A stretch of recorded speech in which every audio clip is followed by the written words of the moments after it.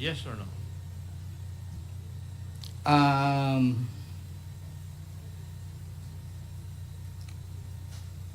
Yung pong sa MOE, Your Honor, allotted po yung 37.5. Yung pong inilagay po dyan, MOE po sa... Hindi, pero ang tinatanong ko po kung alam niyo po ang ibig sabihin ng operational at saka MOE.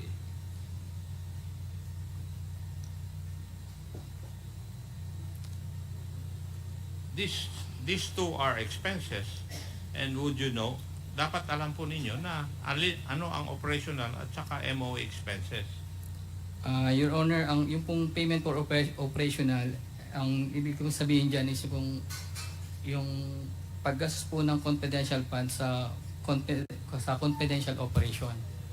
Kasi, Mr.